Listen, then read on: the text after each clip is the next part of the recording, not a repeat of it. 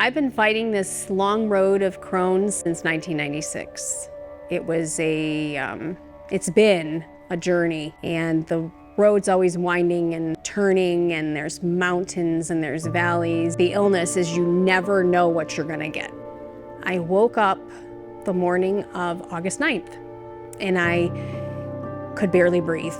And to get from my couch to my bathroom, which is maybe a 15-foot walk, it took everything within me to get there. And I was writhing in pain, and I just looked at my dad, who happened to come down too at the time, and I said, "Call 911, I can't do this."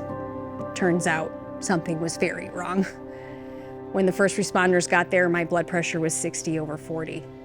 Normal's 120/70. 60/40 is near death. My hemoglobin had dropped to 5, normal level is 12. My GFR, which is your kidney function number, was at a 30. That's failure. That's going into failure. I truly believe my organs were trying to shut down. I went in over 100 pounds, but got down to 90 quickly. I was rolling and writhing in pain, and I was scared. I thought I was gonna die. And I thought, not yet. God, you promised that I had a lot of work to do yet, and I'm not done. I know I'm not done because I can feel it, but I'm scared, and I need you. And in that moment, I felt his comfort. And I felt him saying, "Watch me work. Just keep your hope and your trust in me and watch me work." And watching my mom cry broke my heart. Like, I can't do this to her. First thing in the morning, I was being rolled into pre-op, and they were gonna get things started. The outcome of that was I had not a single, but a double septic infection happening on either side heading up to my lower back. They met in the middle, and the doctor said they had a party that you did not want an invitation to. I know he's been practicing for well over 30 years. He had said that he had never seen a case like mine in all of his career. It's the worst case he's ever seen. He was plain as day and said, if we had not done this surgery, you wouldn't be here today. My family and my friends and my church family would, if I would text and say, hey, I need somebody to visit me or whatever, they'd drop whatever they were doing, and they were there. No questions asked. And there's an army of people who are out here who are in my corner, praying and fighting on their knees so that I can get out of this mess.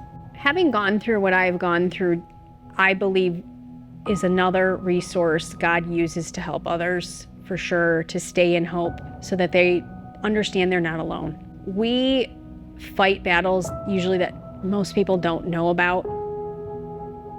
Basically, you and God know, but nobody else really knows what you're going through. They might be able to relate to it somewhat. But I feel no matter what the diagnosis, I'm either going to choose to be in misery or I'm going to choose to be in hope.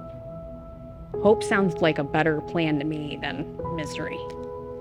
Not saying that I've not had days where I cry.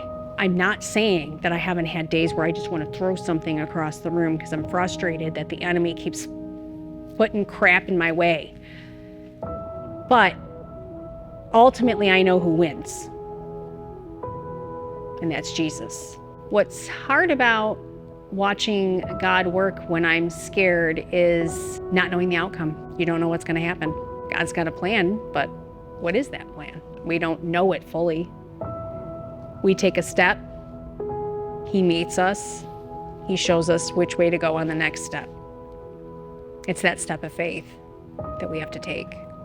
And we trust that he's going to do what it is he needs to do. God's will is for us to be healed. 1 Peter 2:24, at the end of the scripture, it says, by his wounds we are healed. However, I learned to be okay whether or not that healing manifested here on earth or if it manifested fully when I get to heaven.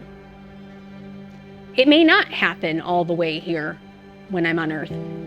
So my hope is anchored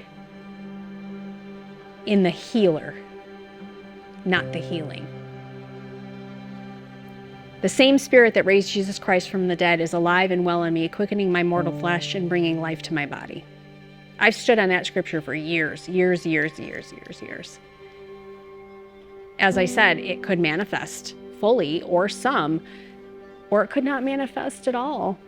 But I'm okay with whichever way God's plan is. So Joyce Meyer had mentioned one time, like, don't call something, like for instance, in my case, my Crohn's. Don't take ownership. Because the enemy comes to steal, kill, and destroy, and God has come to give us life and life more abundantly through his son, Jesus Christ. Well, when we try to say we're taking ownership of the disease when it's not ours to own. That's a battle we fight. But it's not an illness we own. The enemy is author of illness, not us. I fight it, but I don't own it. To the folks who are suffering whatever named diagnosis they've been given, I say this: don't let the enemy steal your joy. Don't let the enemy steal your hope, because hope deferred makes the heart sick. Hang on to your hope. Hang on to the hope in Jesus and ask God for his strength to do that. You're not here to do it on your own. We weren't created to do it on our own. We're leaning on the healer. We're not counting on the healing.